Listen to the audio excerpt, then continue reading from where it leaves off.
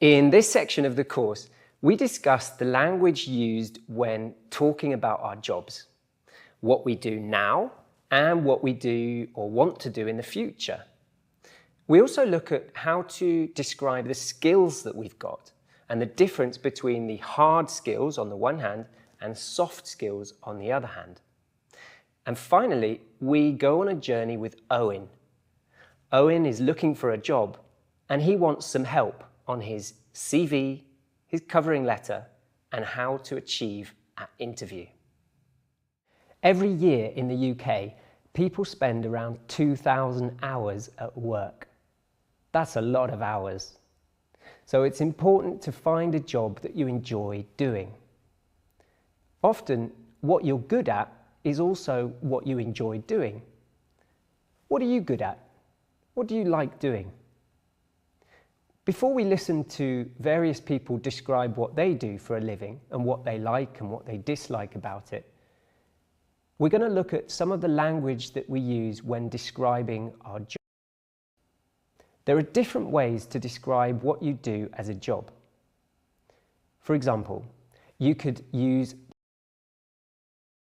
say, I work as a teacher, or I am a teacher. I am a journalist. I work as a journalist. I am a barman. I work as a barman. The second way is to describe the industry or sector that you work in. So I work in education. As a barman, you would say, I work in hospitality. If you work in a bank, I work in finance. The other way you can describe what you do is to talk about the type of place that you work at. So, I work at a further education college, or I work in a hotel. I work at a bank. Sometimes this can be quite vague. So you can say, I work for the local council, but the local council could mean that you pick up rubbish for a living, or that you could be an administrator. It can be quite general and unspecific. It's very common to combine all three of these structures. So for example, in my case, I would say, I work in education as a teacher at an adult community college. Okay? What you do. So I design websites, or I teach kids how to play music, or I make furniture in a small furniture company. Another way to talk about work is to express your responsibilities. Words like, I have to, I manage, I lead, I take care of, I organise, I'm responsible for, most of my time is spent. So for example, if we put this into a job, you might say, I'm a marketing manager. I have to do the marketing for the company. I'm responsible for all the social media accounts we have and all the press releases. Is spent writing articles and blog posts. Okay, now it's your turn. Grab a phone and record yourself talking about what you do. If you have a friend who speaks better English than you do, send it to them. Why not? Just delete it, no pressure. Here are a few sentence starters to help you. You can start by saying, these days, or currently, meaning what you're doing now. Okay? Don't worry if you don't have a job. You could say, these days I'm looking for a job. My job involves. Okay? What does your job involve? What do you do? What are your responsibilities? For example, if you are a waiter, you might say, my job involves taking orders from customers and bringing them the bill. All right? And the third one is I mainly. Now, I mainly is a useful bit of language in English, which is used to emphasize what you do most of the time. All right? So I mainly teach adults English. I also teach kids occasionally, but for the most part, I teach adults. So I mainly teach adults. What do you mainly do in your job? Have a think about that. Okay, go and grab your phone and describe what you do, and we'll be back in the next section.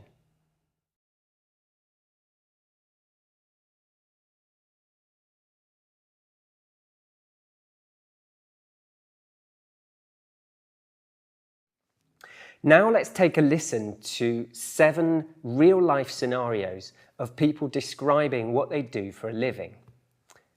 Try and remember those structures that you heard in the previous video and see which ones in their dialogues. You ready? Hi, my name is Jay and I work as a landscape architect in a small company called BB UK, which is based down in London. I've been in this profession for over a decade and find it very rewarding. It involves designing public spaces such as parks and squares and can be because of its complexity. However, the hard work always feels like it's worth the effort when you see your designs being usable for leisure. I work as a composer in film, television, and advertising. Principally, my job is to help tell the stories of the films my clients are making, and to help tell those stories with music and sound design.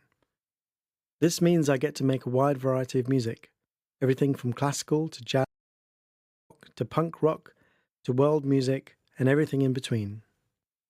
My job could be best summarized as the person who film with the emotional language of music. I work as a link worker for Citizens Advice, which is a national charity organisation. My work consists of me working with clients who are in need of advice and support. I link them up with services that will hopefully improve their standard of living, their mental health and well-being. It can be very stressful at times, but also very rewarding. I like working with lots of different people and hopefully help them to achieve their goals. I work as a business development manager. I work in the third sector for a company called Resilience Learning Partnership. I am responsible for external communications and marketing. I mainly deal with raising the awareness of Resilience Learning Partnership. I specialise in building relationships. My job is very rewarding as we are making a real difference for people in Scotland. I work as a front-end developer. I am responsible for delivering small features and troubleshooting smaller issues. I mainly deal with writing and debugging code. My work consists of creating new features, fixing bugs, and testing for usability. My work is interesting and can be challenging but fun at the same time. I work as a front-end developer for a tech company. I mainly deal with writing code and writing tests. My work is features and fixing bugs. I specialize in writing JavaScript. My work is interesting and challenging. I work as a video editor and animator. I work at a PR agency called 10 Group based in West Central London. I am responsible for creating high-quality video content. I mainly deal with footage to create stories and narratives that help deliver a message for our clients. My work consists of looking through video footage and picking out the best bits to sort of highlight the key moments that were filmed or recorded. I specialise in animation, which I use to bring to life the film with various which can really help lift a piece of work. I am in charge of delivering high-quality content for our client on time and to deadline, also managing the post-production team who I work with. My job is fun, it's very varied, challenges which can be stressful moments, but sometimes they can also be the most rewarding.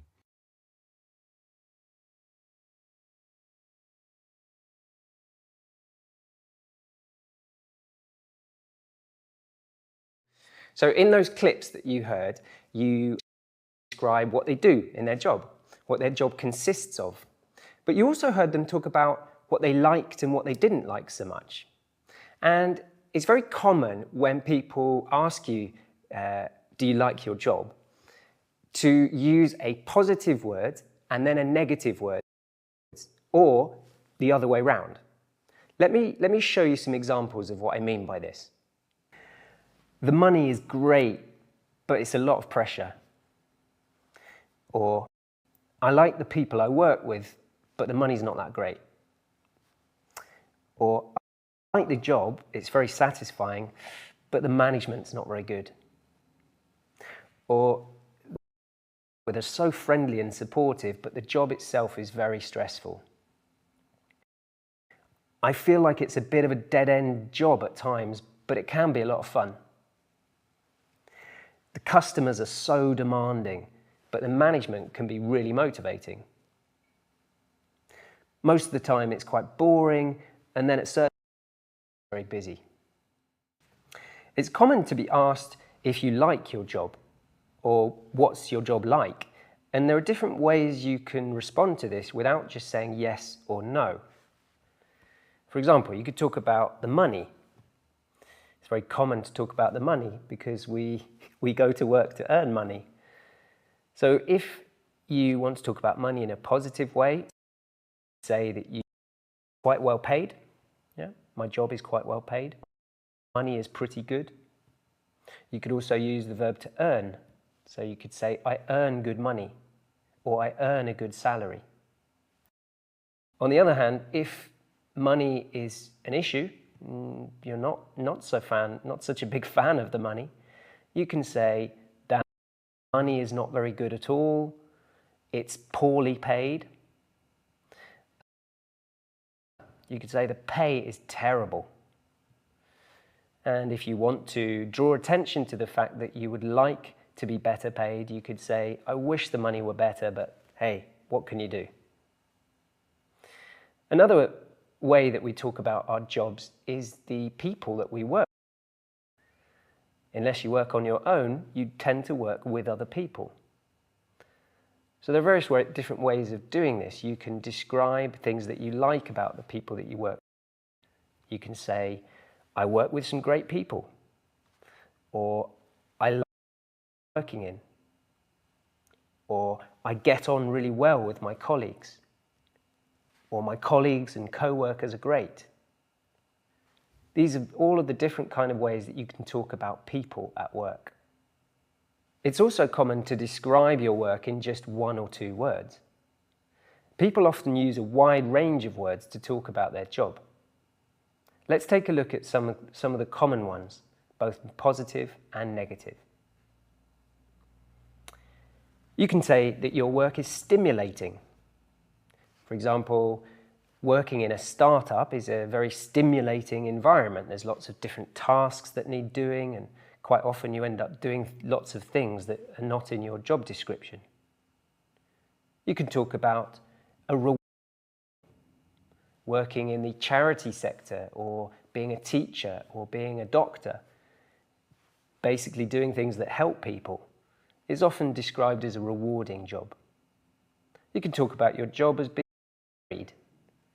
A varied job is characterized by dealing with a variety of tasks and people, and it's never the same from one to the next. For example, working at Wembley makes meeting all possible. Here are some other ones.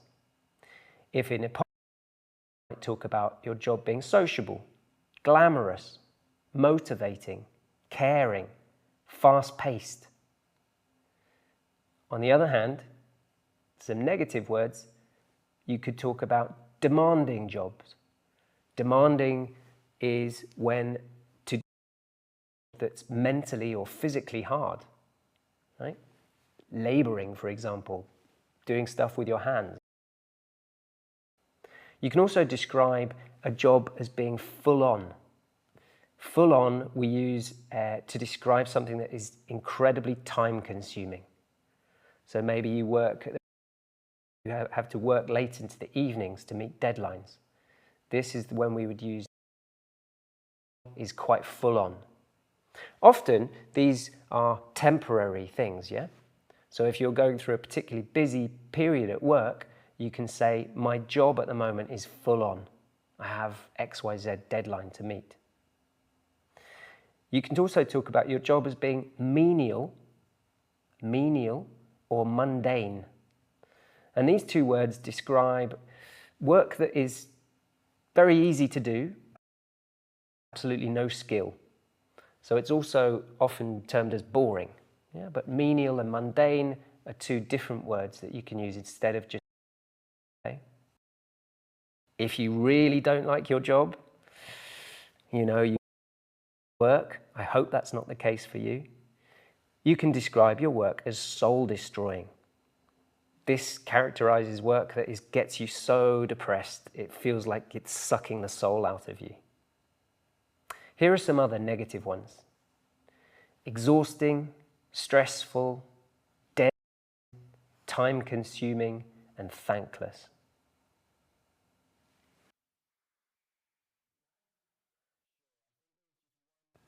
Okay, now it's your turn. Think about your job. If you don't have one, think about an imaginary job and think what positive word and what negative word would you choose from the list? Make a sentence about how you feel about your job. Okay, now let's look at how you would describe some other jobs. Being a teacher, for example, you could say it's quite a challenging job. So you've got different abilities and different needs in a class, but it's also quite a rewarding job. Take a look at these pictures of jobs, try to figure out what it is, and then use a word from the list, negative or positive, to describe that job. If you want, you can leave your suggestions in the comments section and I'll give you feedback.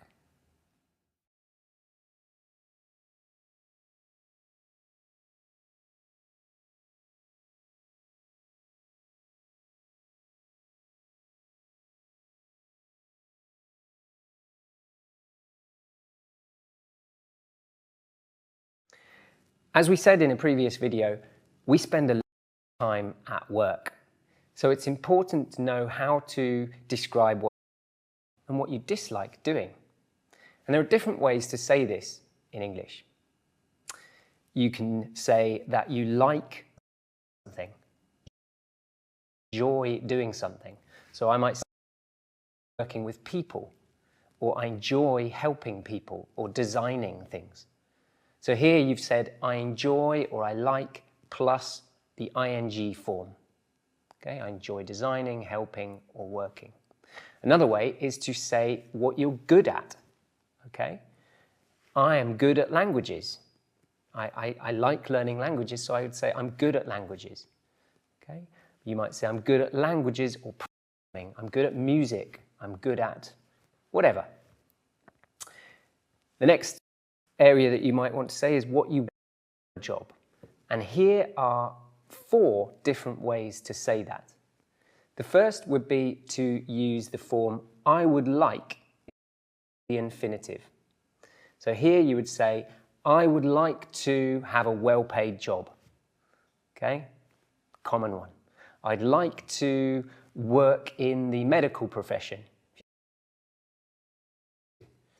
I'd like to work in a small company, if you want to work in a company that's not huge. The next one is I wouldn't mind. Okay, and you can use this for something you would think about and you'd be happy doing. And again, this is ing form.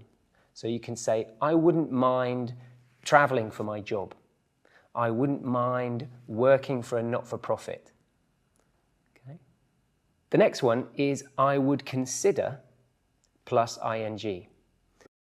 Again, I would consider working time, or I would consider getting a better paid job if I could. And the final one is I'm not interested in plus ing. So these be used to rule out something, to say I'm really not interested in working in the finance sector. I'm not going to waste my time looking for any jobs in that sector. So let's go over the form again to make sure you know exactly how to use these structures. is like plus the infinitive. Yeah? I would like to. Second one, I wouldn't mind plus ing. Okay, I wouldn't mind doing something. Third one, again ing. I would consider plus ing. I'd think about, I would consider doing. And the fourth one, also plus ing. I'm not interested in.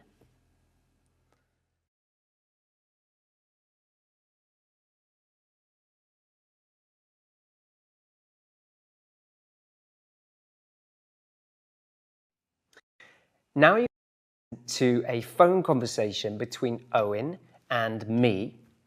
And Owen is going to tell me a little bit about what he wants to do in a job. So listen carefully and make note of which structures you hear Owen use. Hi Owen, I heard you were looking for a new job. Yeah, I'd like to have a job that pays well. Yeah, don't we all? What other things are important to you? Well, I'm not interested in having to manage other people. Too much responsibility for me. Okay, and in what kind of you be looking to work? Still in the field of education, as it's what I've got experience in. I wouldn't mind having a more senior position at my college. Oh, you mean like a management position? That's to manage people. Hopefully you heard Owen say the following things. I'd like to have a job that pays well. I'd like to have a job that pays well. I'm not interested in having to manage other people. And I wouldn't mind having a more senior position at the college. Okay? Even though, as I pointed out, if he doesn't want the responsibility, it's going to be tricky for him to get a management position. You can also use some different expressions to talk about what you want to do with work. And these are I would prefer, okay, shortened to I'd prefer. Likewise, I'd prefer not to. Okay, I'd prefer not to work weekends. Exactly the same thing, but in a different way. You could say I'd rather, okay, or I'd rather not. I'd rather work in a small company than a big company, or I'd rather not work in a huge company. Yeah, you're just using the same thing. It's indicating. And obviously the other way of just saying is I don't mind. I don't mind working in X or Y. Okay, again, just like you did in the previous videos, you're going to grab your phone and practice now about your job. So use these these starters to help you. I'd like to have a job. I'm not interested in, or I wouldn't mind. And do it to describe you and your preferences. Once you take the quiz to practice the form of these structures. And here in the quiz, you're going to listen to various people describe preferences for work. Do they use the to form or do they use the ing form?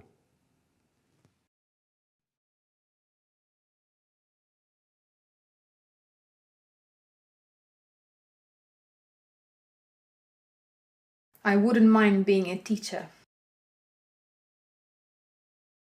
I wouldn't mind being a teacher.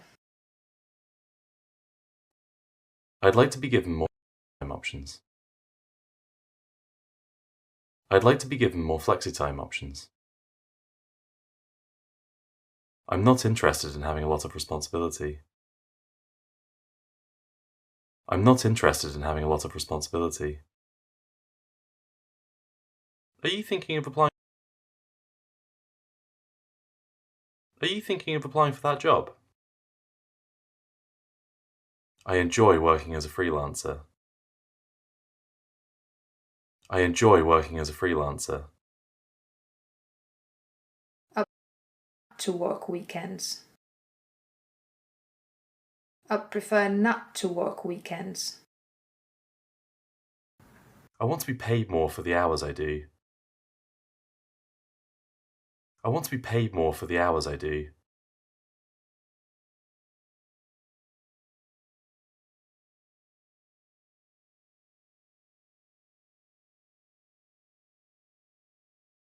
I wouldn't mind being a teacher.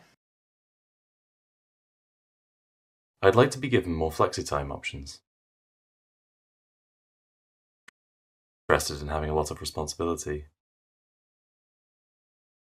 Are you thinking of applying for that job?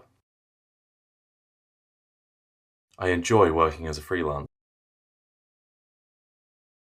I'd prefer not to work weekends. I want to be paid more for the hours I do.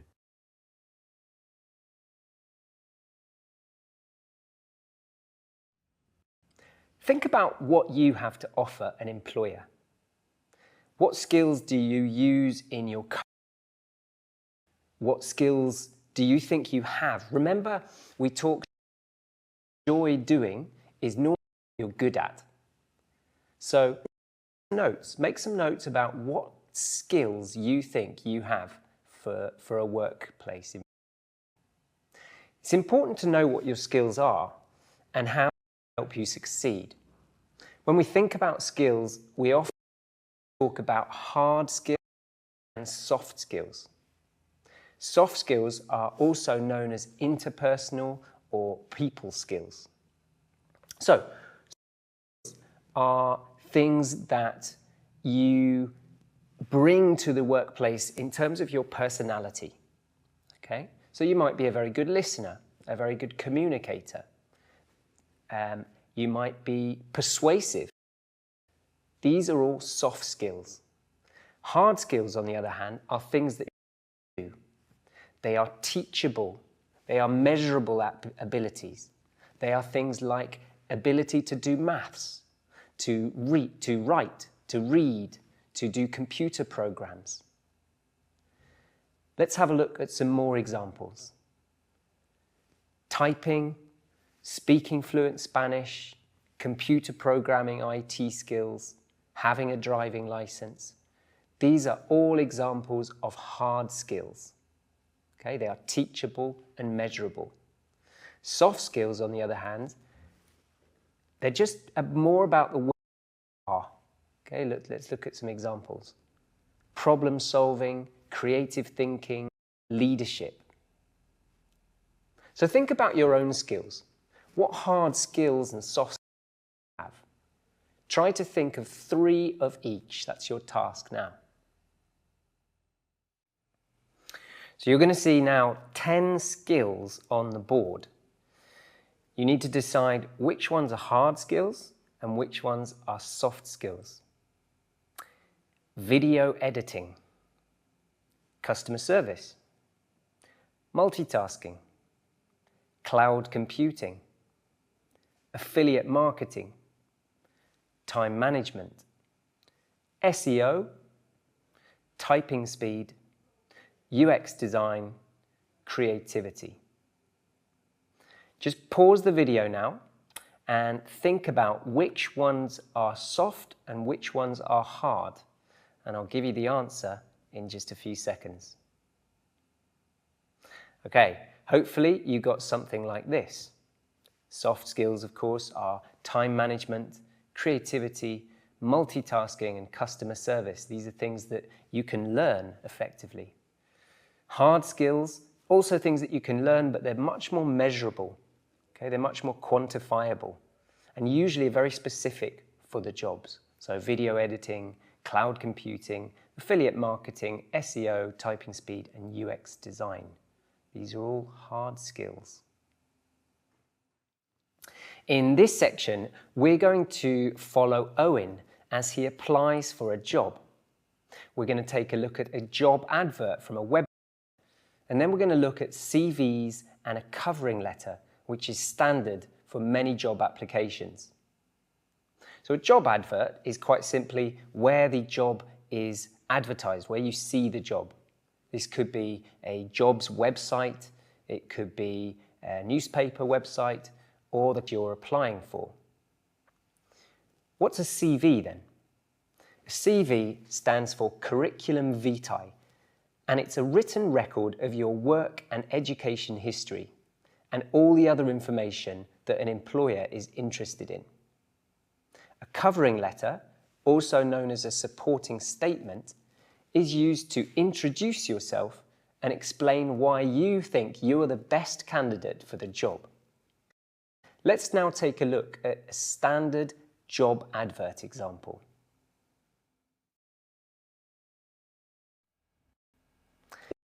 This is a typical job.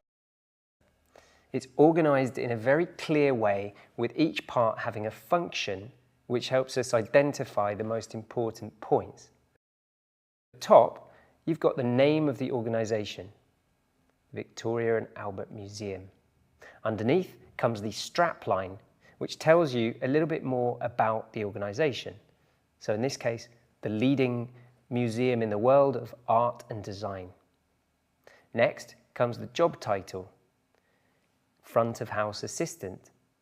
This is particularly important to look at when you're applying for jobs in a bigger organisation where they have multiple jobs advertised. After that comes a short description of the role itself and the organisation. Underneath that, you have the essential criteria. These are criteria that are absolutely necessary for the candidate to show in both the CV and the covering letter, and of course an interview, in order to get the job.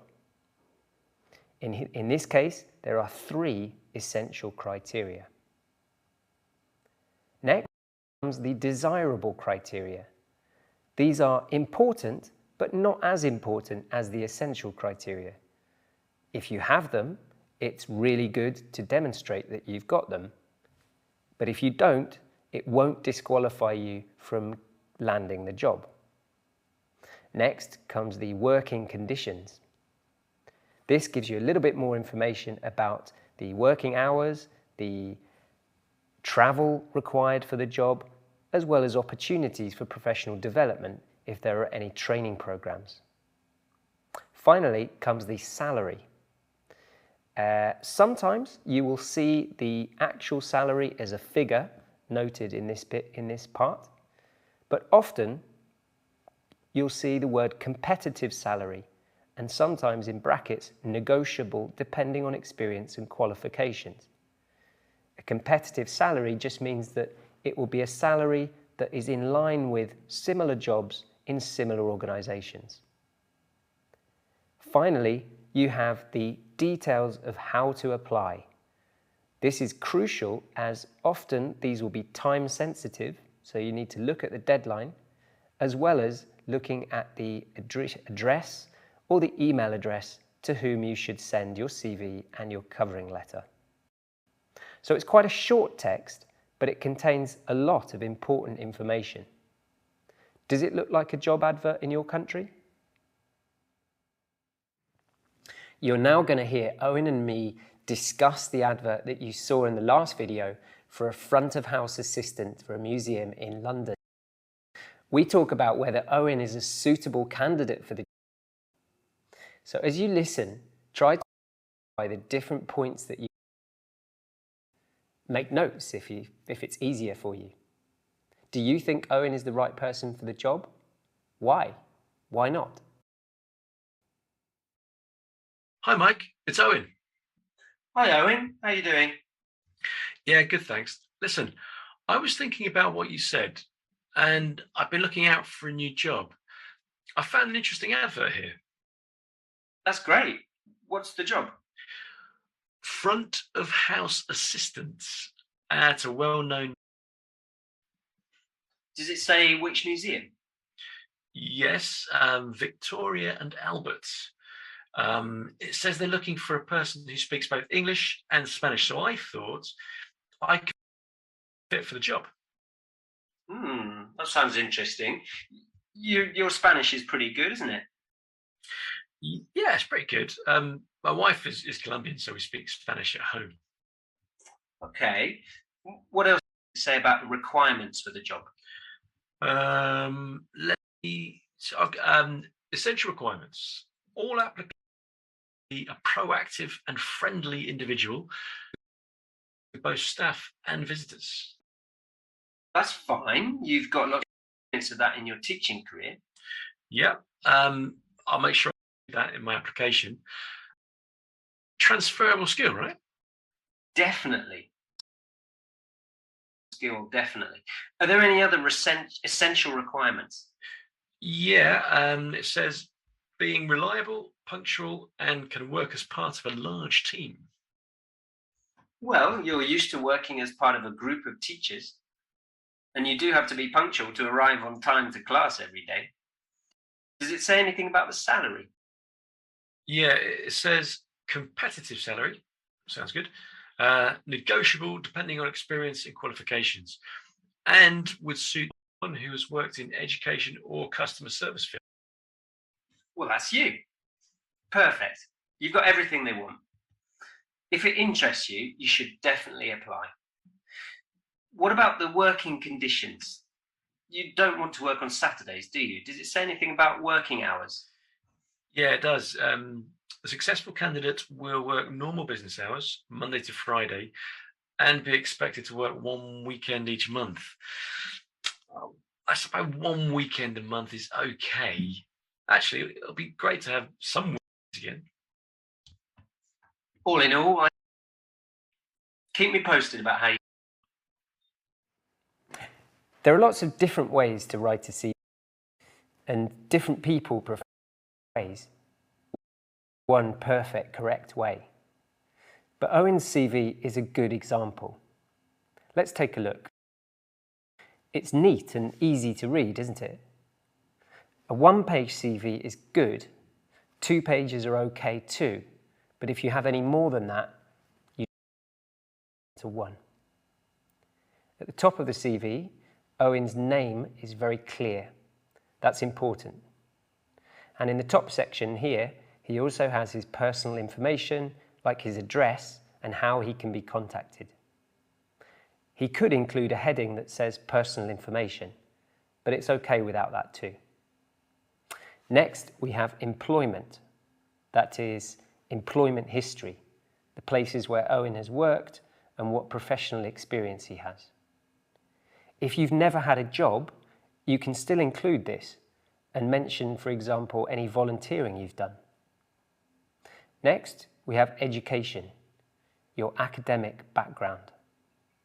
Don't include where you went to primary school here, just secondary and university and any other courses or training that you've done. Then, Owen lists his skills, especially the skills that are right for this job. Then, interests. Employers like to have an idea of what kind of hobbies and interests you have. You don't need to go into too much detail. And finally, references. Your references are people like your former managers or college professors, people an employer can contact to perhaps learn a little bit more about you. So it looks like Owen's done a pretty good CV, but there are some bits that need changing. Can you see what they are?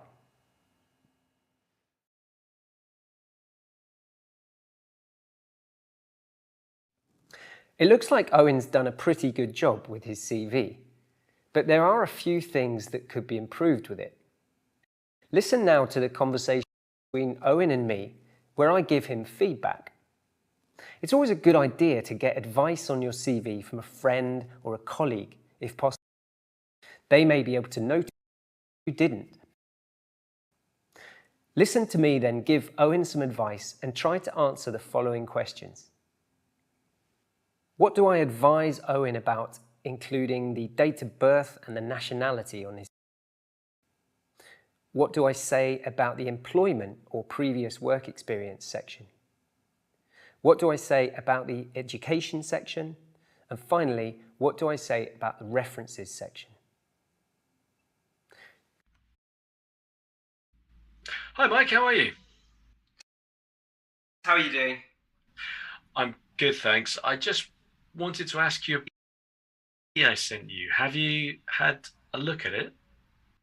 Yes, I have, yes. You were applying for the front of house assistant role, weren't you, in the museum?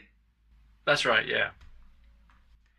So I had a look and some really positive parts to it. I just have a few changes that I would make if I were you. Do you want me to go through them with you? Yes, please. So let me just bring your CV up. So at the top, you've got your name. That's really clear. It's always good to have your name at the top of the CV so that it's nice and then your contact details, your address, phone, and your email. So really well done for that. It's very clear. Next, you've put your date of birth and your nationality. Now, does it affect your ability to do the job you're applying for? Probably not. So here, by including it, you're actually opening your discrimination, and the same goes for nationality. So you don't need to include your date of birth or your nationality. Okay. Next stage is your profile. It's really important to include a profile which tells the recruiter something about you. For proactive, hardworking and enthusiastic education specialist. That's great. You've shown, you've actually used the very same word that's in the job, proactive. So that's excellent that you've shown that you've read the job description and included it in your profile. One to tell the recruiter that even though you're experienced in customer service, are going to look to use these skills that you've learned in education in a customer service facing role. So the next stage is the employment history. Here you've mentioned what you've done in the past and highlighted the most important jobs. So you've done your hospitality experience, the waitering and the bar work. What I would add to that is to say what you did in this job. Okay, and you can do that by using action verbs, which make it easier for the recruiter to visualize what you did in the job. So for example, you could say that you interacted with customers, positive dining experience. In your teacher role, you could say that you participated and you led a team of teachers. This just makes your application stronger for the recruiter. Moving on to the education. Great that you've only included your recent education and not where you went to primary school. That's not so. But one thing that's missing is the dates. You have to include the dates of where you attended these schools that you went to or universities that you attended. The next stage is and that's your chance to show the recruiter that you have the necessary skills to do the job. Here you interpersonal skills, the fact that you've been a good listener and that you can advise people, that's really good. And your languages, which are essential in this role. It's always worth to put down your IT skills because every employer values the IT skills. So a nice one for doing that. Finally, you finish up with your interests. Your interests are a really good way of showing the recruiter a little bit about your personality. You don't have to go into a huge amount of detail here, but they do want to know what kind of person you are. So I think by mentioning these three activities you're doing gives a flavor of your personality. So that's all. Under the reference section, the only thing I would add, rather than leaving it blank, is you might want to just put the sentence available on request. This means that if the recruiter asks for the reference, that you are able to and willing to provide them. Does that help? That's brilliant, Mike. Thank you so much. I've got a clearer idea now of what I need to include in the. You're very welcome. I think, as I said, I think you're a really good candidate for the job. So let's get that covering letter sorted. Great. Thank you. Bye. Do you agree with my advice? Are CVs in your country? If so, tell us how. Is there any information that you would include or you don't include? So now it's your turn to practice what you've learned so far.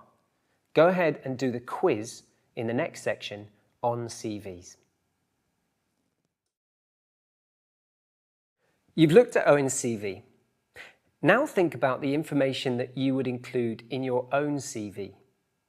As we saw in earlier steps, there are different ways to write it, but they all include information.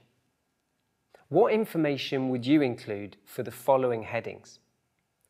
Skills, education, experience, and interests. Why don't you at this point pause the video, go ahead and grab a biscuit, cup of tea, whatever, and come back and write some notes for those sections.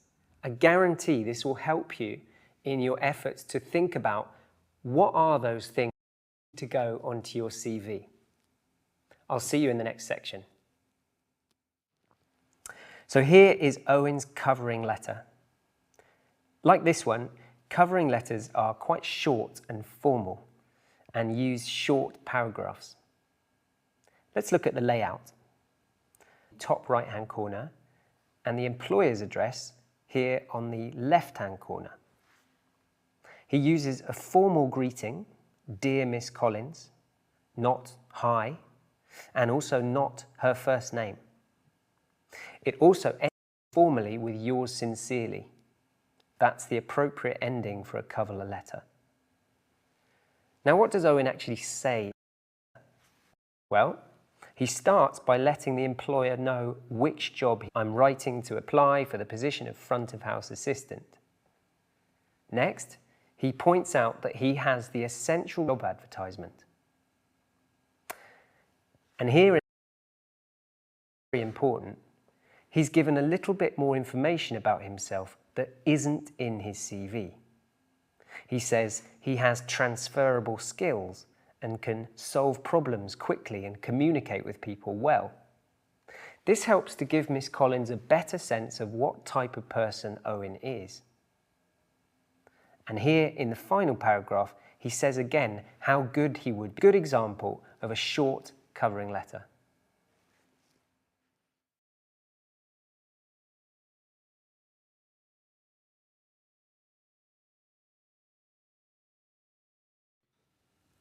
In the next, we'll look at some of the hacks, if you like, to a successful interview process. Maybe you've got an interview coming up, or maybe you just want to develop your skills in this area for future interviews. We know job interviews can be stressful things, but there are some tricks to minimize the stress and maximize the chances of the job that you really want.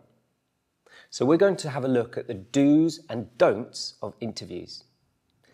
You should keep in mind before, during, and after the interview process. And we'll look at the tricky area of salary negotiations. In some situations in life, it pays to be spontaneous. Job interviews are not such an occasion. You must be prepared. As the quote from the old US president, by failing to prepare, to fail. What does this mean? Well, it means that preparing yourself to distinguish yourself from other candidates, to stand out from the crowd, will be the most valuable thing you can do. Get some practice interviewing in. This who could ask you some of the most common questions and get you to reflect on your answers. But even better than that would be to go to interviews. Get some practice by interviewing for positions that you don't really care too much if you get or you don't get. Because by practicing in real life situations, this way you learn how you present yourself. You learn about the stories that you tell, your strengths, your weaknesses. And if you end up being given the job, then great. You've not lost anything if you don't. Getting some practice in is really, really crucial to landing that job that you want. Tip number 2, do your research. You need to know about the organization you are interviewing with. To do this, go on their website, check their social media, Find out who their competitors are, if they've been in the news recently for something positive or negative. Find out what projects they've recently completed. The organization's culture, organization's values. Because quite simply, the more you know about that organization, the better prepared for the interview you're going to be. You should also try to find out who will be interviewing you. Okay, so depending on the size of the organization and the role that you're going to be doing, you might be meeting an HR professional, your boss, your future boss, or other employees in the organization. It's really good to find out who is going to be interviewing you. And to do this, you can just call or email the person who scheduled the interview with you. Find out. It's okay to ask. If you do find out the name, try to research around that person. So you can go on the company website and click under About Us section. Perhaps go to LinkedIn and see their. If you can find out something about her, you're already helping yourself to connect with that person at the interview and create a positive impression. Tip number 3, go back to the job description or the job advert. You need to remember what exactly is the wish list from. In other words, what are they looking for in a candidate? So you should read this again, read the job description several times before you go into that room and have your interview, because you need to show off what the qualities are, what your experiences are, just why you're the best candidate for the job. Because some interview panels will literally have a checklist and they will tick off each desirable or essential criteria as you demonstrate it. Others have a more informal process, but either way, they are measuring your answers that you give against the job description that they have in their heads or in front of them in the room. So you need to be as comprehensive as possible. Match each requirement to your personal story. So in order to demonstrate that you are essential and desirable, don't just list them, but instead prepare your story, your memory to know how you have XYZ qualities. Tip number 4, count. As the saying, never get a second chance to make a first impression. So you need to make yours count. Being punctual, wearing the right kind of clothing, making contact, and giving a firm handshake are going to be super helpful for you to make first impressions. Research says that people make up their mind about you within 20 seconds of meeting you. So the way you greet somebody when you enter the room, you walk across the room and you take your seat could be key in determining the outcome of the entire interview. Okay, they're not as important as your actual experience or suitability for the job. Really count, and big time. Tip number 5, physical appearance. The importance of your physical appearance in an interview can go a long way. If you want to act the part, you have to look the part. So taking the time to ensure that you look good can increase your confidence, which ultimately helps us perform in an interview. So this doesn't mean that you have to wear a suit or a dress. It just means that you have to wear something that you think suits the culture of the organization and which makes you feel good about yourself. So think culture of the organization. What do you feel comfortable wearing? And those two things are going to be vital in deciding what you're going to wear for the interview. Tip number 6, body language. Non-verbal communication is as important as what you say. So there are certain things you need to bear in mind how you present yourself with your. The first easy way is to smile. Okay, when you meet your interviewer for the first time, smile generously. Okay, it connects with, shows that you're confident and that you're relaxed, even if you're going to be nervous. The other things you should bear in mind is to sit up straight, to contact with the interviewer, and if you are going in for a handshake, that's kind of up to you, to make sure that you offer a firm handshake and not a limp handshake. So just overall, good body posture, a good body language awareness at least, can change the perception of the interviewer. The final tip number 8, is the follow-up. It's really important to know that your interview doesn't end the moment that you leave the room or the office that you've had the interview in. Because the truth is that if you follow up after an interview, you stand out in the interviewer's mind as somebody who really wants the job, enough, who's keen to make the effort and take the time to thank the interviewer for their time, and they really want the job. So this doesn't have to be too long. It can just be a quick email to say thank you very much for the interview, and you don't need to repeat anything that you said in the interview or that said in your covering letter. Certainly don't do that. Just a very follow up to say thank you and I look forward to hearing from you. So here's a quick summary then of the do's. Be prepared.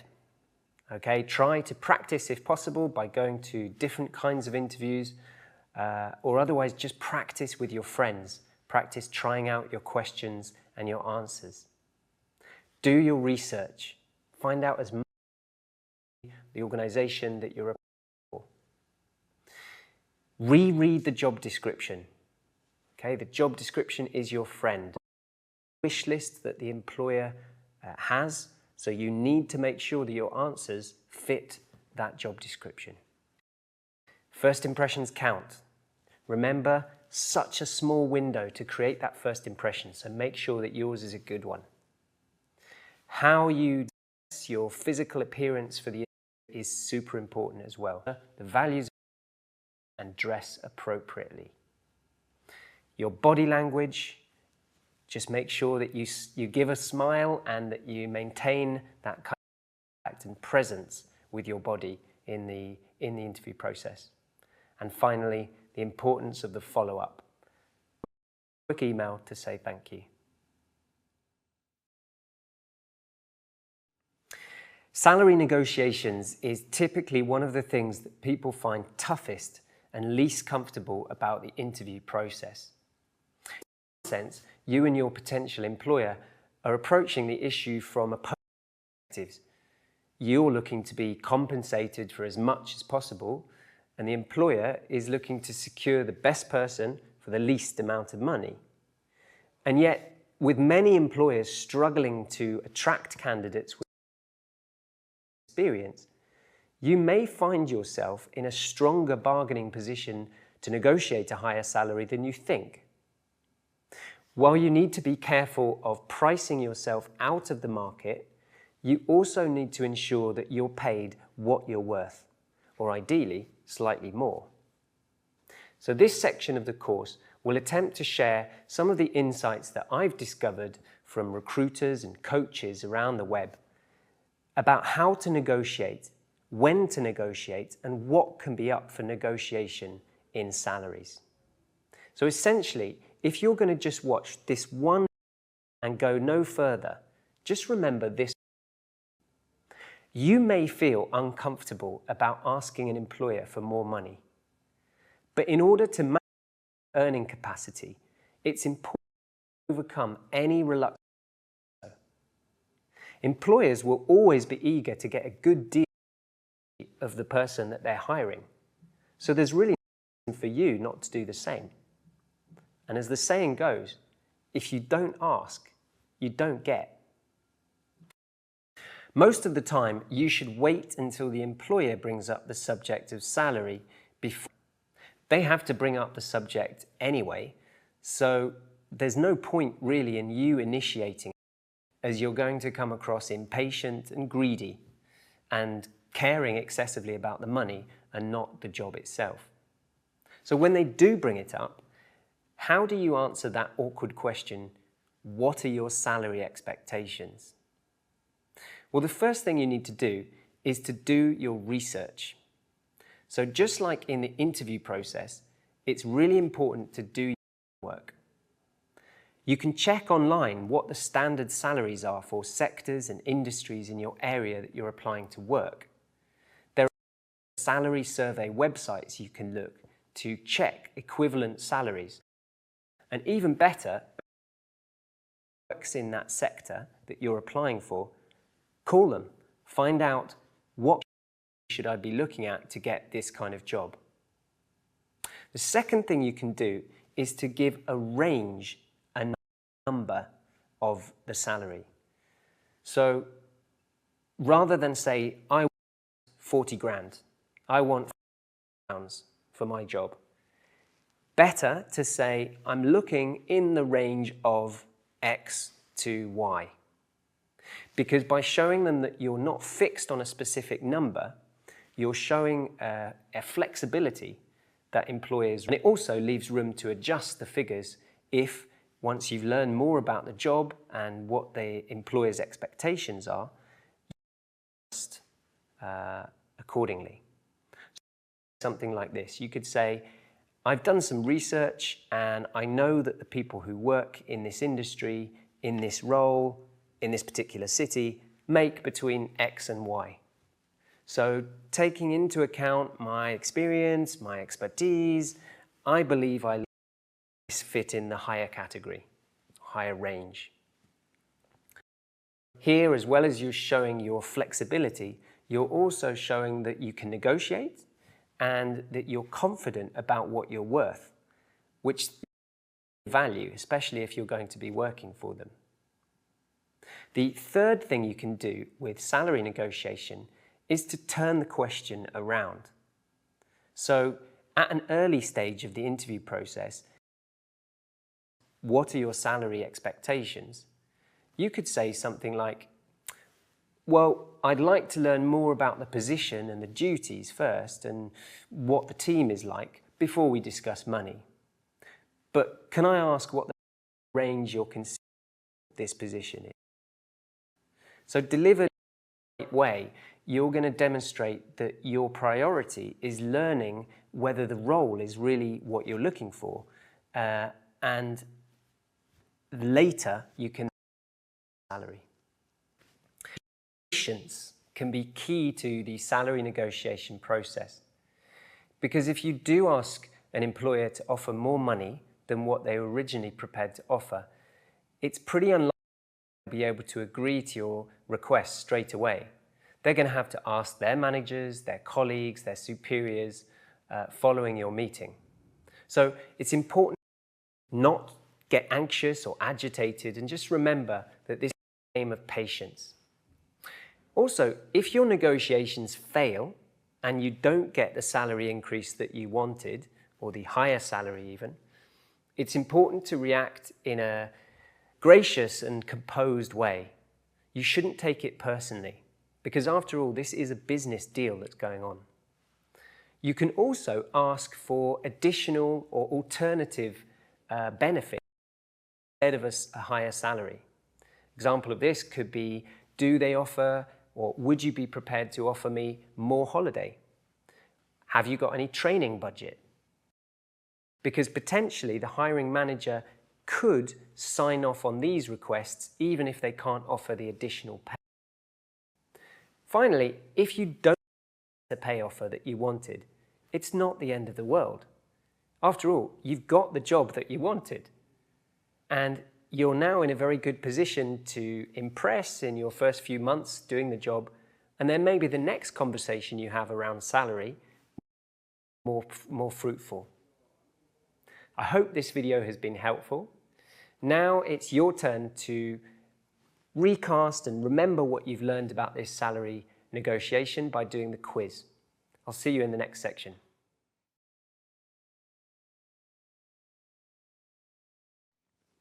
In this section, we explore the importance of effective communication skills in the workplace, especially in how we deliver information, how we give advice and guidance to our clients and our colleagues. We also look at what makes a good meeting, including the language of presenting ideas, solutions, and suggestions. I'll give you some tips on how to sound more persuasive, checking someone understands, and expressing solutions. In the final video of this section, we look at how to disagree in a polite way, i.e., not to lose friends at work or upset customers. Have you ever wondered why, as children, we ask questions all the time? If you have young children of your own, you'll know this very well. And if you haven't, you'll remember yourself.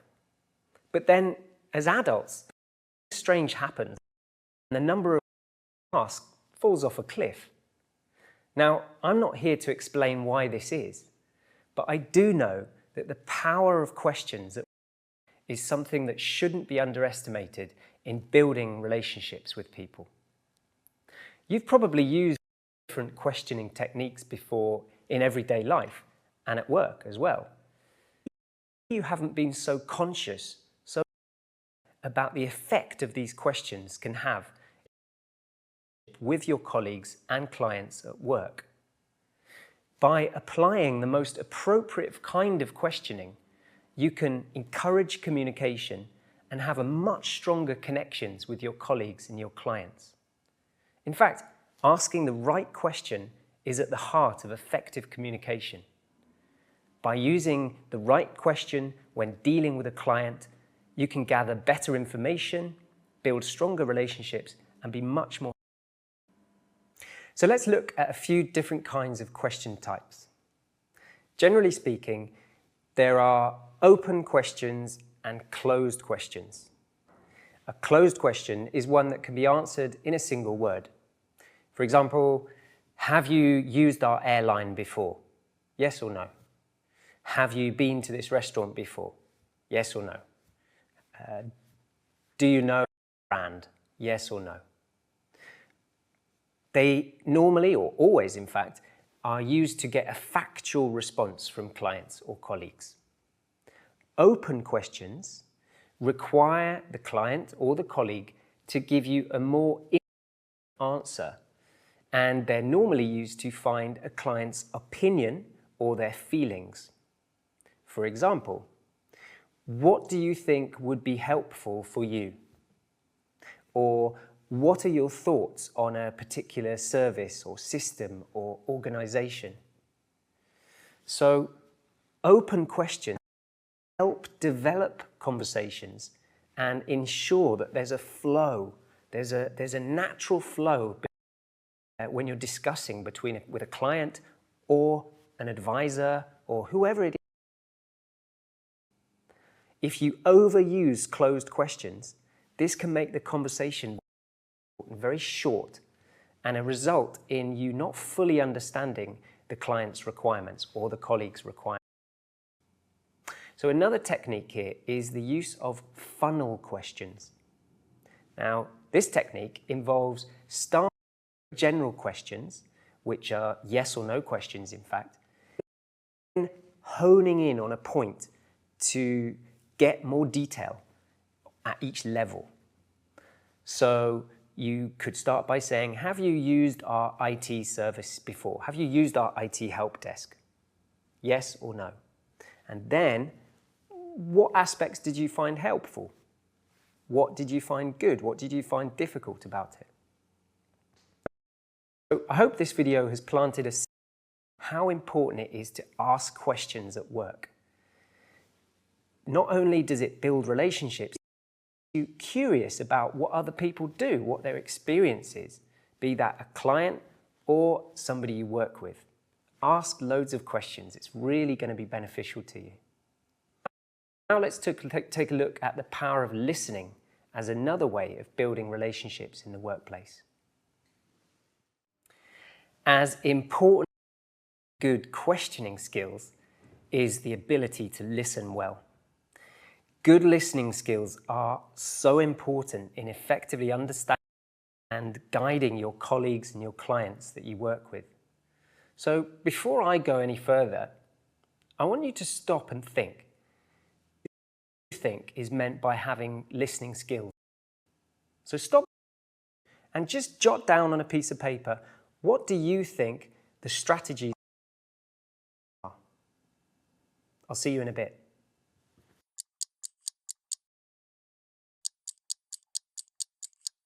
So what is listening? Listening is the ability to accurately receive and interpret messages in the communication process. Listening is key to effective communication because without the ability to effectively, messages are easily misunderstood. So here are some steps to help you with your listening skills. First, try to face the speaker and maintain eye contact throughout. It's really easy to not do this, especially if you're distracted by something that you're doing at the time that somebody's talking. So in a busy situation, a busy environment, and let's say you're concentrating on a task and somebody comes up to you and starts talking to you, it's very easy to just think, well, I'll just ignore, I'll listen to you, but I'm actually going to focus on my task at the same time. Does this sound familiar to you? Well, I would argue that it's really detrimental, it's very harmful for the communication process. So you have to remain 100% focused with your eyes and your body posture when dealing with customers and clients who are talking to you. Secondly, very similarly to that, is the idea that you can show your listening by using your own body language. The most simple way of doing this is to nod. Yeah? To nod your head occasionally. You don't want to do it too much, but you can nod occasionally when your client or your colleague makes a relevant point. Nod to show that you understand and that you're listening. The third thing that comes to my mind with listening is you should try to keep an open mind. So customers or colleagues at work will often tell you that might alarm you, that might throw you a little bit. Try not to pass judgment or to give advice, in fact, too quickly without hearing everything they need to say. So try to understand the issue from their view before you give your own opinion. Number 4, and very similar to the third point really, is you should try at all costs not to interrupt. Okay? Don't interrupt and impose your own solutions, because ultimately that just shows that you're saying to your colleague that you think you're more important than they are. What you have to say is more important. Of course, if you understand something or you need clarification, it's perfectly okay to wait for a pause in the conversation and then to ask for an explanation. You can then use funneling questions to clarify more details. For example, if somebody says, let's say you work in a housing association and you have a client that's got evidently problems with their housing. You might say, I'm sorry to hear that. Can you tell me more about why your housing needs are not being met? So really pay attention to this, not interrupting somebody, listening to what they have to say. The final point about listening is, like you nodding and using your own body language, look out for body language in your person you're talking to. Anything in their facial expressions, their eye contact, their gestures that they're using, will show you if they are disagreeing with you or agreeing with you, and giving you the communication cues. So talking of non-verbal, we're actually now going to look a little bit more detail about what do we mean by this non-verbal communication. So again, stop and think at this point. What do you understand by non-verbal communication?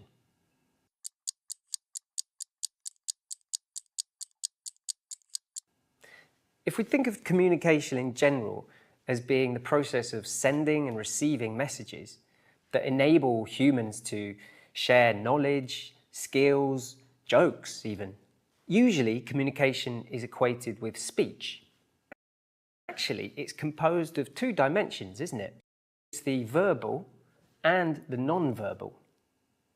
So non-verbal communication has been defined by people as being with communication without words, right? And this includes facial eyes, your tone of voice, as well as less obvious messages like the way we sit or stand, and the physical distance between two or more people. Non-verbal communication allows people to reinforce or modify what is said in words.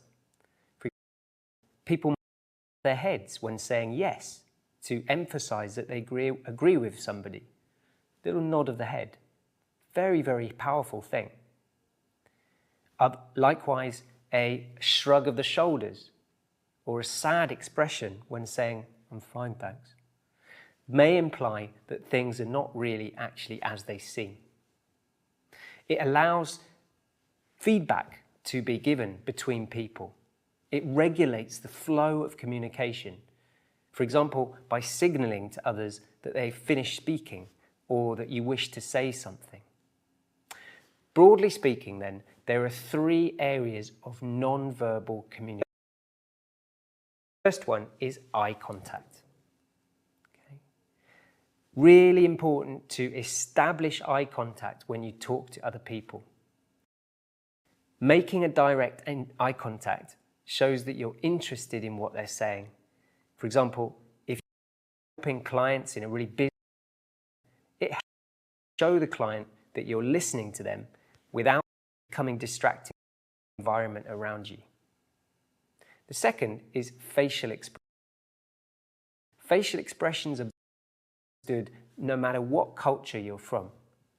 So, frowning like this, it shows that you're upset or angry with someone. Conversely, if you smile, it shows that you're in a... Using these facial expressions and recognizing them on other people creates an atmosphere of warmth and friendliness, allowing people to feel comfortable.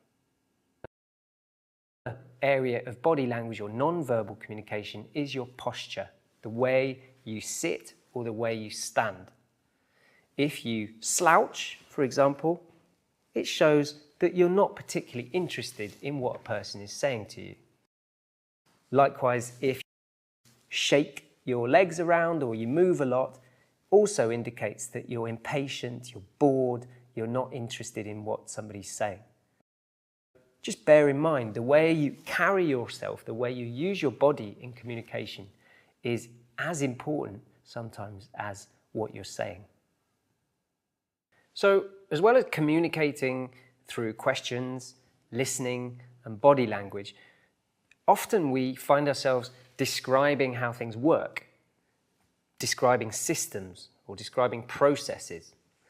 And if I take the example of apps, ask yourself, how often do you use apps?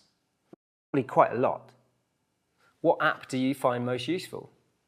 How does it help you?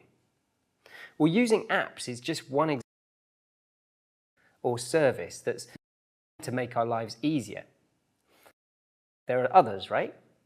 Think of how the system is to book a meeting room or to book holiday leave or to do onboarding. And typically, we use a lot of expressions to talk about systems, regardless of what the system is. So, for example, verbs like let, allow, and enable all describe how a system is designed to help a user. For example, this app allows you to keep track of your investments. Or Zoom video conferencing enables us to keep in touch with our international colleagues. So a quick grammar point here is that help, allow, enable are used in infinitive with to. Okay? So for example, this simple apps helps you to book a taxi. You wouldn't stress the to so much. You'd say simple apps allows you to book a taxi. Let is followed by the infinitive without the to. Okay? So the EasyJet apps lets you download your boarding pass. You wouldn't say the EasyJet apps lets you to. Okay, that would be grammatically incorrect. Listen to these recordings of reviews of the following apps and see the language that they use. Highly recommended. Typing can be a time-consuming task, especially when you need to make multiple urgent notes.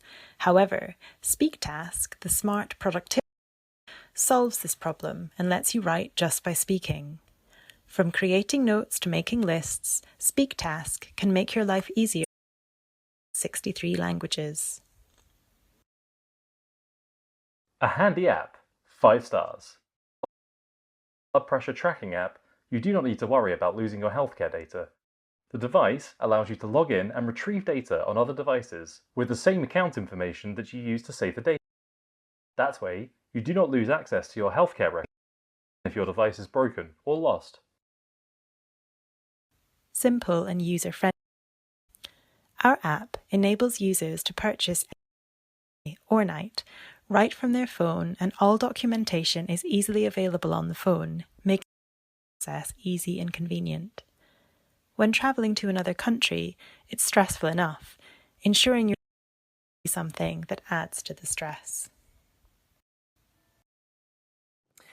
Do you have to attend meetings for work, either online or in the office, face-to-face, with colleagues or with clients? Well, this section will consider what meetings effective and the role that you play in them. Maybe you're the organizer, or maybe you're just a participant. Well, the aim of this section is to give you a toolbox of expressions that you can use in meeting situations with colleagues or with customers. So in general, it's really important to be prepared for meetings. That is, to know who is coming, why they're coming, and what they already know before they come. So having an agenda, a plan of action, especially in a meeting, to know what the aim is. Why is everybody coming to that place? Follow up. This is important. People are busy. We have busy lives. Often we go to these things and we forget what's said, what's agreed. Needs to follow up everybody who attended that meeting in an email, discussed what was the most important point, and then the action points. How do you want people to afterwards? The third is exploring this idea of taking turns. Okay, and this is really super important and something subtle which we'll go into in detail a bit later. How you turn take and how you offer suggestions in meetings. So let's take a look now at some of the language you'll use when you host a meeting. It's common in meetings to ask colleagues for an update on things. And there are various ways to do this. You can go for an informal approach or a more formal approach. Informal, you could say, how are things with XYZ? Or how far are you along with something? Or how is the project coming along? In a more formal way, you could talk about status of something. Right? What's the current status of your customer XYZ? Or how could you tell us, or could you tell us rather, how is something progressing? So that's the update. And then another way that we host meetings, or another function of meetings, is when you want to hand over control to somebody else. All right? You've been talking and you want to let in to lead the conversation. There are a couple of ways you can do that. First would be to say, now Joaquin is going to talk about something else. Or I'd like to hand over to Fatima, who's going to take us something else. Another function of hosting a meeting is asking people in the meeting for contributions. So simply asking, has anyone contribute? Or would you like to add anything? John, Fatima, whoever. And finally, another function is the ending. How does a meeting when you're hosting that meeting to an end? One function, one way of doing that would be, I think that covers everything. Okay, I think that covers everything. The second way is to draw attention to the fact you're going to follow up by saying, I'll sum up the main points in an email. And finally, asking if there's any questions, making sure that everyone has said exactly what or understood exactly what's been said in the meeting. Are there any questions before we finish?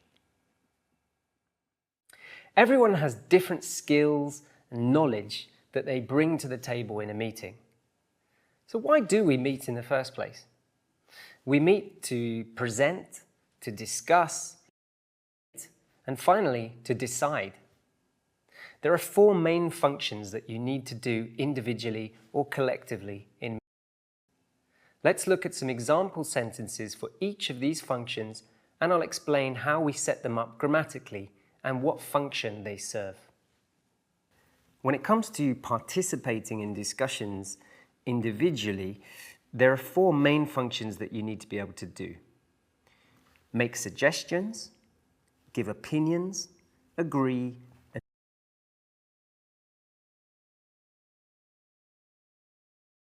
let's start with suggestions then. The first way you can make a suggestion is to form a simple question. Would you like to hear my opinion? And this is a good one because actually it's very unusual that somebody would say no to that. So it's quite a way of making a suggestion. Would you like to hear my opinion? The second example, I think our customers think. I think we should see.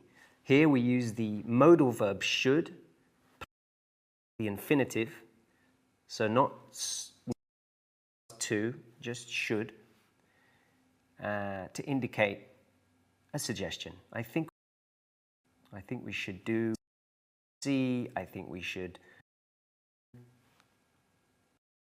The next example is using a question with a negative simple verb. So, why don't we give a discount for those who book early? Why don't we sell such and such a product at a cheaper price? Why don't we, to make a suggestion? The next example, how about? How about plus ing? Okay. How about covering their registration fee? How about spending, selling, reducing, discounting, whatever that is? You can also say, how about we cover the registration fee, but more common is to use the ing. The final way to make a suggestion would be to say, to use the phrase good idea plus the infinitive. It might be a good idea of our previous customers. There are, of course, variations on this. You can strengthen the by changing good to great or another adjective. And you can also change the might be a good idea to is a good idea. It's a good idea to contact all of our previous customers. Or it would be a good idea to contact all of our previous. Moving on to opinions. The first example of an opinion is to use the modal verb have to express obligation. So this is quite a strong opinion. We have to, or we've got to, do something. The next way of expressing opinion is to use an adverb. I think we should, definitely. Okay, adverbs always end in ly. If you very strong opinion, to express a very strong opinion, you'd say, I think we should definitely. If you want to change that to a less strong opinion, when in cases where you're less certain, you could use the word probably. I think we should probably give them a discount. And the third way that you can express an opinion is to use the hypothetical would. Would plus the word certainly. Again, this is for a strong opinion. It would certainly be popular. Then we move on to agreeing with somebody. If you're 100% in agreement with somebody, you might say, I completely agree. If you're less than the agreement, I think I agree. I think I agree with that. The third one, I suppose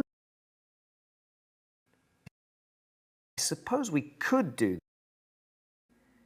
We can use differentiation and stress to indicate we agree. So listen, in the first one, if I put the stress on the word suppose, I suppose we could do that. I'm indicating that I'm not that certain. There's a degree of uncertainty.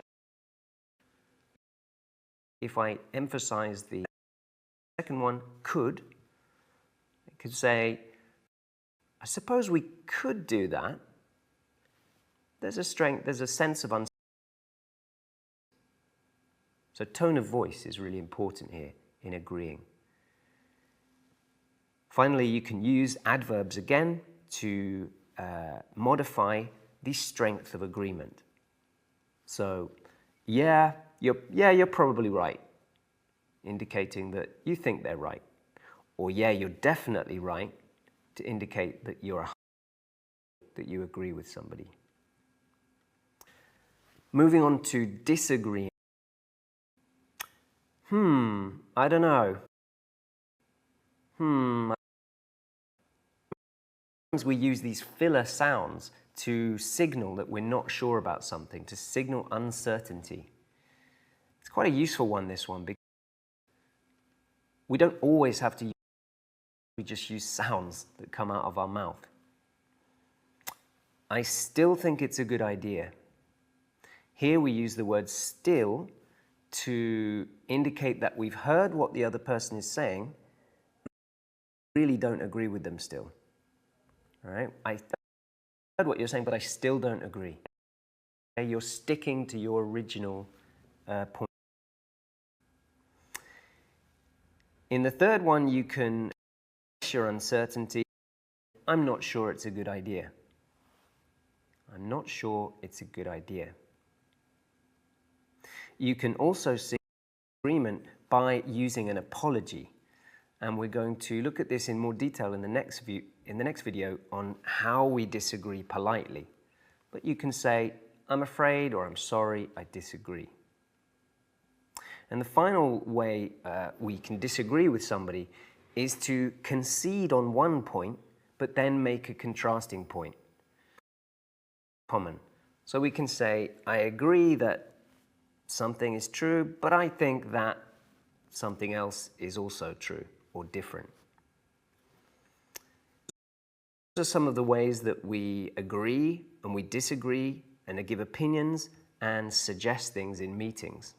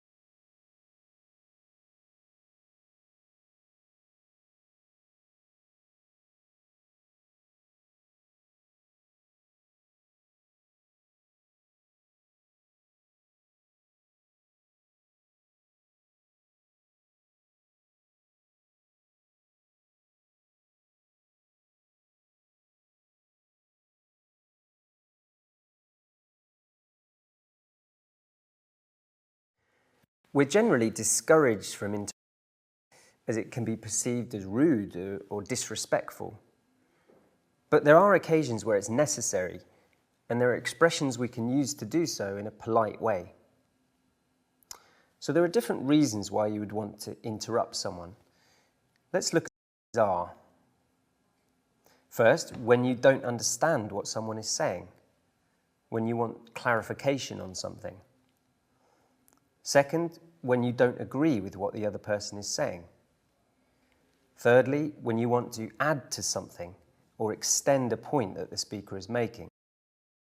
And finally, when you want the person to get to the point.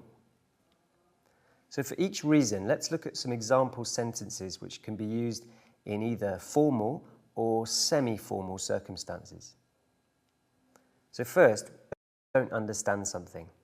Here are a couple of ways to convey this. Sorry to interrupt, but could you go over that again, please? Or, Fabio, sorry to interrupt. Would you mind explaining that one more time, please? Second, when you don't agree with what I'm very sorry, but I can't go along. Or, excuse me for interrupting, but I don't agree with that.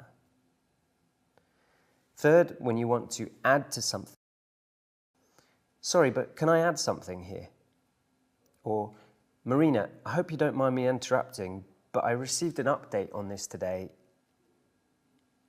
And finally, when you want someone to get to the point, Marta, can I just stop? Can you skip the background as we've got limited time in this meeting? Or a bit short on time. Can you just give us the most important facts, please? It's important to note that there are also more informal ways to interrupt, which are common in everyday situations with colleagues. For example, sorry to jump in. It's an expression in English, British English. Sorry to butt in, I think it's more American, but equally you hear it in Britain as well. So sorry to jump in, sorry to butt in, but we're... Can you just give us the most important bits, please? So, hey Fabio, sorry to jump in, but can you explain that part again, please? Instead of, would you mind, which is a little bit more formal. Look at the following examples of disagreements. Although they all express disagreement with the previous speaker, they differ in the strategies used to express the opposing view. Rank the examples using the following scale: not polite, polite, and very polite. You'll find my own score in the next lesson.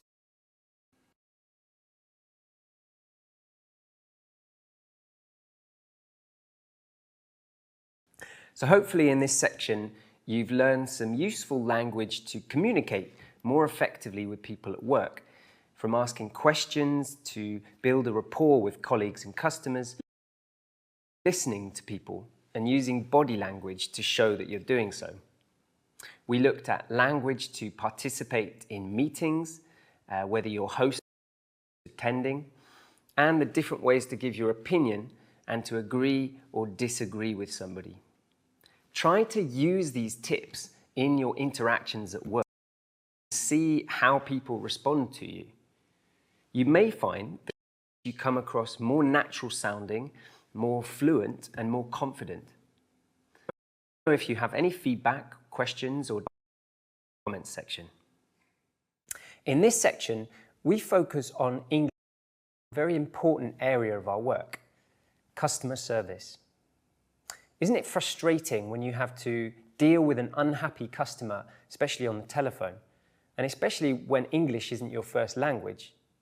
It can be a very big challenge to express yourself clearly and help a customer resolve, while at the same time show empathy and remain professional. We're going to focus on customer service situations, and we're going to talk about how you can express yourself politely and effectively to communicate. We're going to look at case studies to help us focus on the most appropriate phrases. I designed this part of the course to help you get the confidence and English expressions that you'll need to resolve issues with even the most difficult clients. Each lesson is designed to prepare you for nearly every situation you may face, from keeping an angry customer to explaining steps in a detailed process, to telling a customer they were wrong, and much more. Let me ask you some questions at this point. When have you been on the phone to someone in a customer service situation? What was the problem? Did you feel listened to? Have a think about your answer to these questions before you start the next video. You're now going to and you need to decide which is the good example and which is the bad example. Think about your own experiences on the phone, either giving customers advice or being a customer. I'll see you afterwards to analyze these conversations and what makes them good and bad.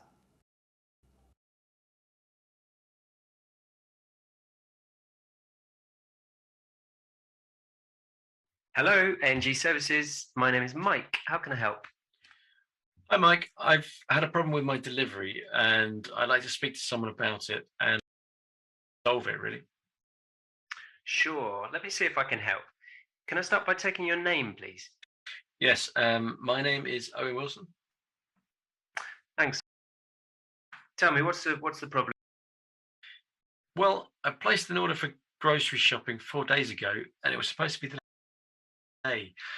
The order arrived yesterday, 2 days late, and there were several items which I didn't order, and some of the vegetables were, well, very...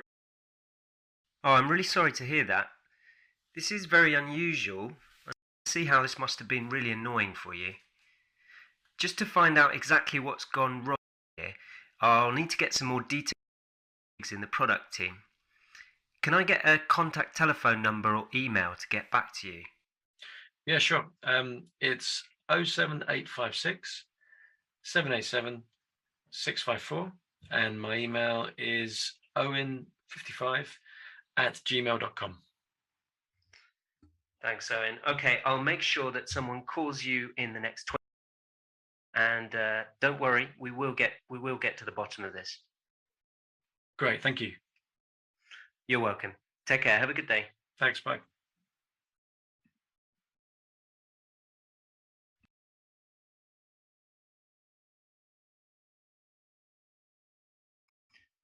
Hello. Hello, is that A&G Groceries? Yes, it is. Yeah, that's right. Can I speak to someone about a delivery problem I've experienced? Well, yeah, that depends on what the problem is. I placed an order for grocery shopping 4 days ago, and it was supposed to be delivered the following day. Today, 2 days late, and there were several items which I didn't order, and some of the vegetables were poor quality. Right, I see. You'll need to talk to our product team. You've come through to general inquiries. Oh, I've been on hold already quite some time. I'm afraid not, no. You can find the number on the website. Is there anything else I can help you with today? Well, no. Cool. Bye.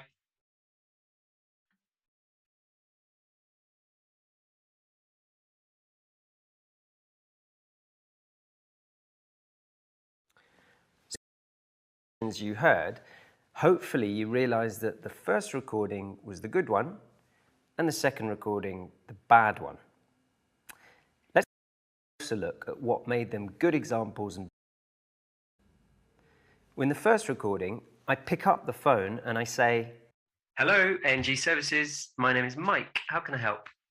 Saying my name and the name of the company is very important, as it reassures the customer that they've called the right number. Where I answer the phone and I just say, "Hello."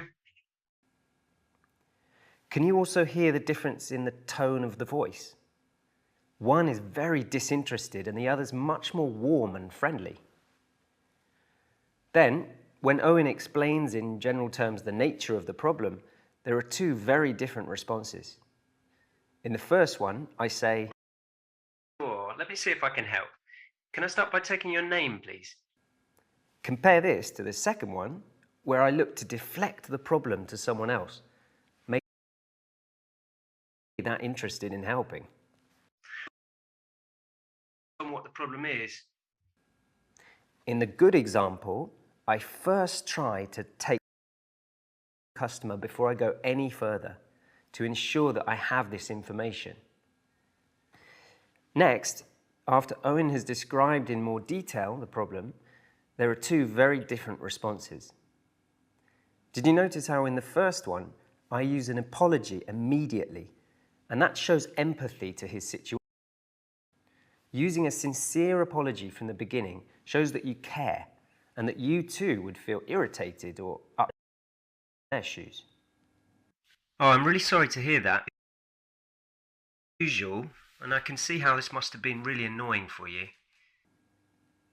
In comparison, in the bad example, I immediately pass on responsibility for the problem to somebody else. Customer service, as it does nothing to help the customer. After all, they've just called the number as instructed on the website, most probably. Right, I see.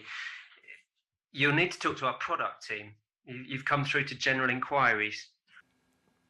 Finally, in terms of resolving the problem, there is a marked difference in between the two recordings. In the first, I make sure to take Owen's contact details, so speaking to my colleagues. I reassure him that I will get back to him within a time frame, making him feel that he knows that there are clear steps being taken to resolve the problem effectively. In comparison, in the bad example, the only suggestion I give him is to find a different number on the website to talk to a different team. In other words, making him do more work. The last thing that you might have noticed in the bad example is committing one of the worst sins in customer service, which is to ask, Is there anything else I can help you with today? Asking a problem in the first place is a mistake to be avoided at all costs, as it's a surefire way to drive your customer crazy. Now take the quiz in the next lesson to find out what your customer would be for telephone customer service.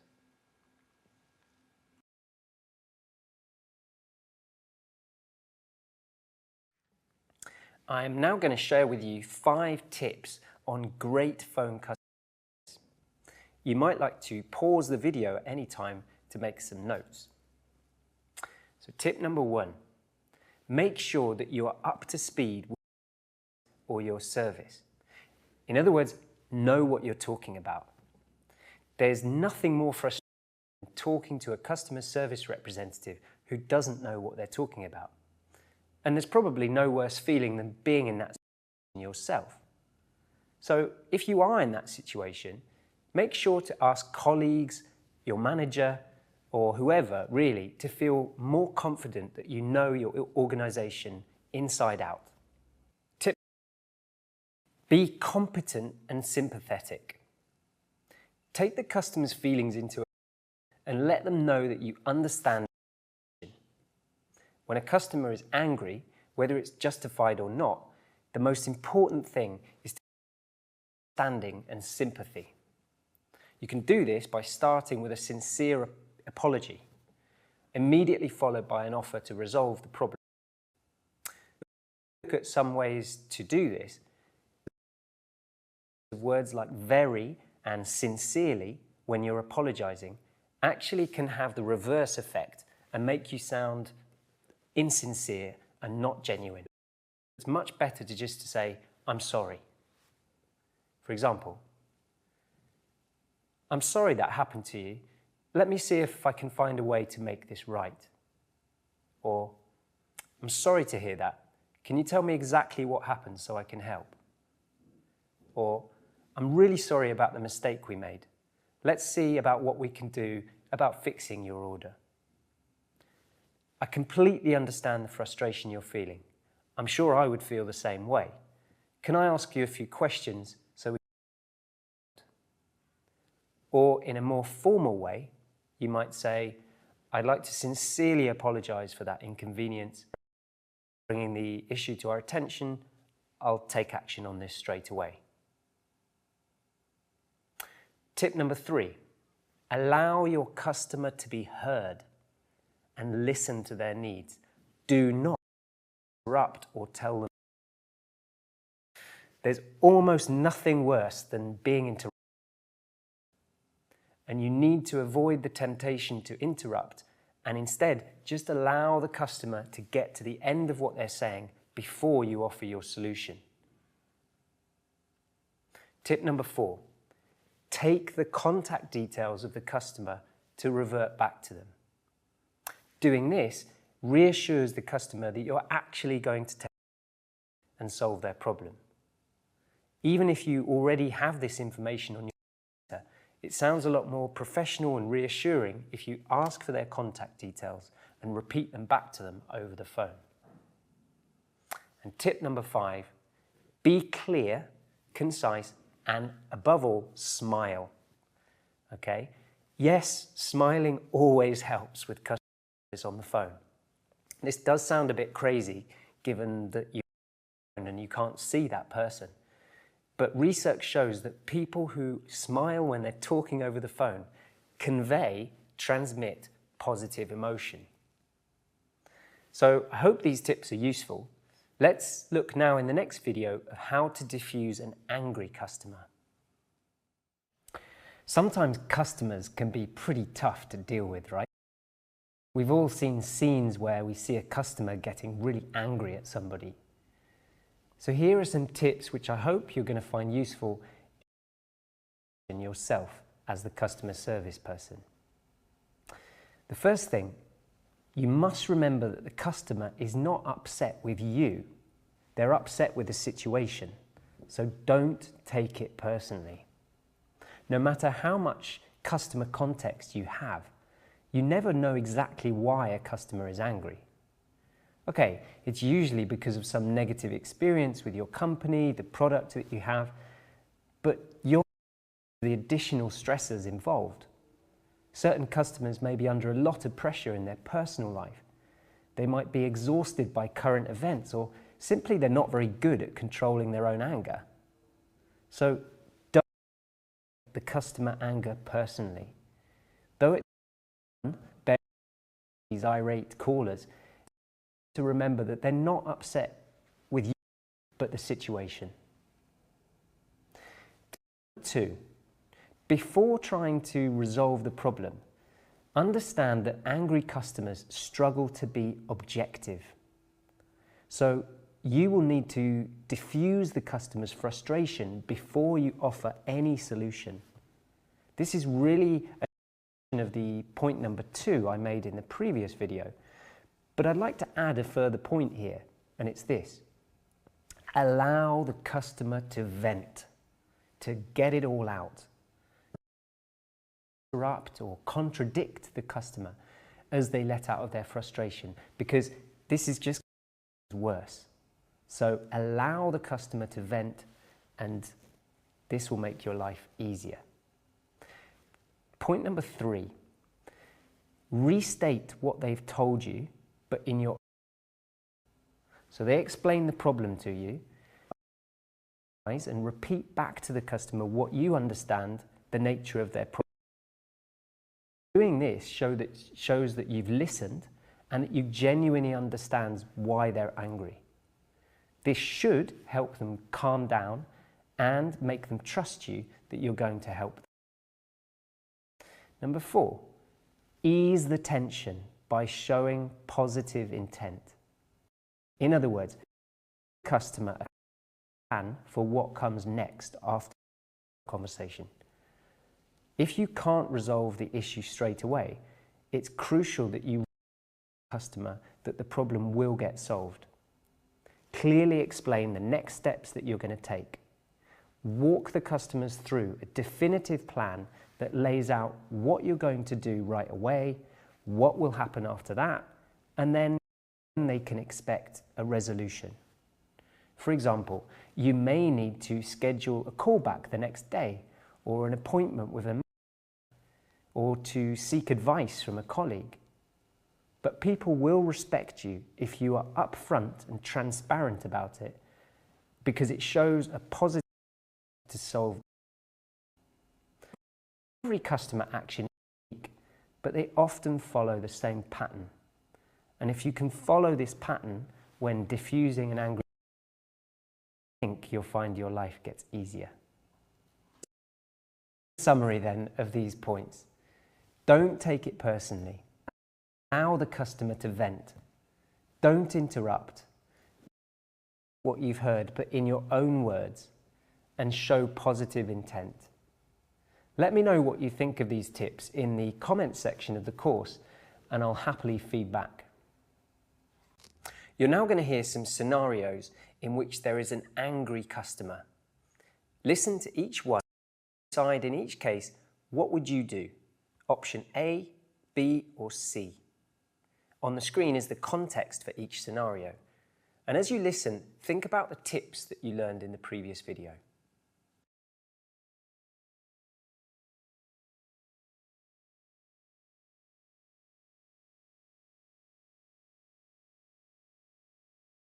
Yes, hello. I've reported this problem with my internet connection 2 days ago. I'd like to speak to a supervisor straight away.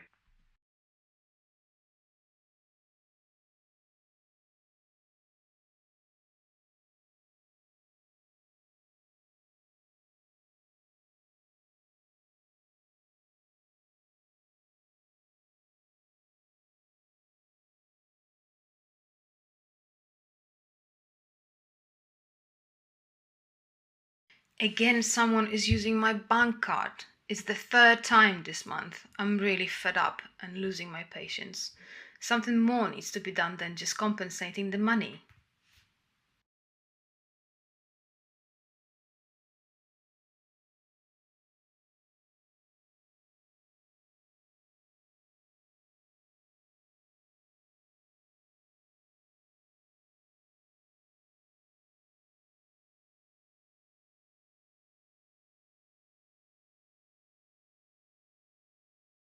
Yeah, hello. I placed an order about an hour ago with your restaurant. The food still hasn't arrived. Can you just tell me, please?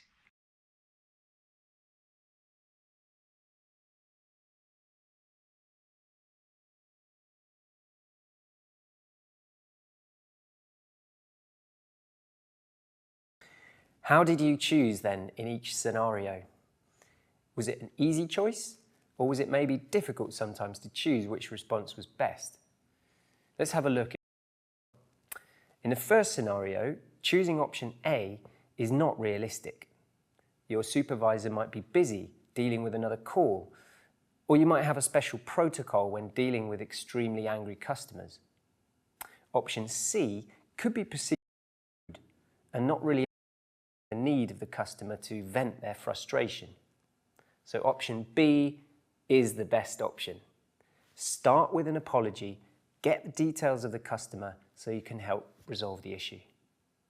In scenario 2, the unhappy bank customer who's had her stolen and option A would be patronizing and assuming that the customer hasn't before they call you.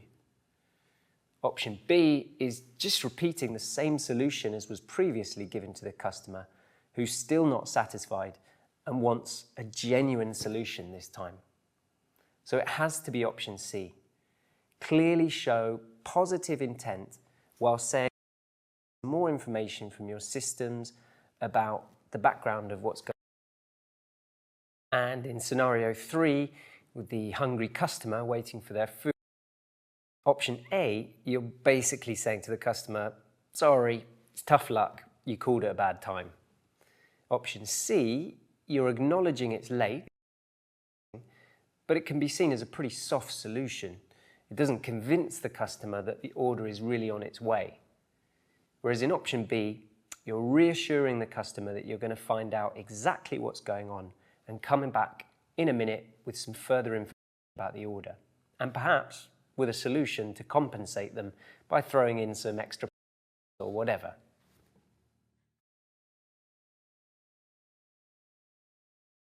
In this section, we explore how certain behaviours at work can be really beneficial for our sense of meaning and well-being in the workplace, and also to our chances of getting a job or a promotion that we want. We're going to look at 3 different areas where we can dramatically improve our employment prospects. And these are mindset, motivation, and creative thinking. As well as me outlining each of these areas and what they mean, I invite you to reflect on how they relate to you. There will be these videos which will be able to be downloaded as a PDF. In this video, we discuss the topic of mindset. First of all, what does it mean? Well, according to the Oxford English Dictionary, mindset is the set of attitudes by someone. Another way of thinking about this is that you think about people and things. So one example of this is the question, is your glass half empty or half full? Optimists will usually say that the glass is half full, whereas pessimists will say that it's half empty. Tend to focus on the good, that are available to drink, whereas pessimists see the negative, from what would otherwise be a full glass. So, is mindset the same as skill set? No. Your skill set is what you're good at, such as IT or music or programming, whereas mindset refers to your attitude. So how does mindset relate to me? Well, employers are looking for a certain mindset, so it's important that you are aware of mindset. Think about these questions. Do you have attitude towards your work? Does your employer see this positive attitude? Are you prepared to be flexible at work? Here's an employability fact for you. Employers want people with the right skills for the organizations, so they're definitely going to look out for the qualifications, the experience, and those hard skills that we talked about in previous videos. But also, the correct mindset is super important. In fact, 96% of UK employers think that mindset is more important than. At this point, it's useful to describe 2 different kinds of mindset. On the one hand, you've got mindset. This is where people believe that basic qualities like your intelligence, your talents, your attitudes are simply fixed traits. Okay? They often don't think that they need to, or indeed that they can, develop these. They're just born with them. You're born with your natural intelligence, or your ability to run faster, or your ability to play tennis. So they believe that talent alone creates success without too much effort. In a growth mindset, people believe that your most basic qualities can be developed through dedication and hard work. Positive view creates a love of learning, an embrace of failure as experimentation. So it's important to note that mindset can be changed, can be developed. And if you have a fixed mindset about something, this can also be changed. The benefits of this growth mindset can include higher self-esteem, greater confidence, and an improved ability to enjoy life. So how do employers view the subject of mindset? Well, there's a book called The 3G Mindset, written by the CEO of the largest recruitment called Reed.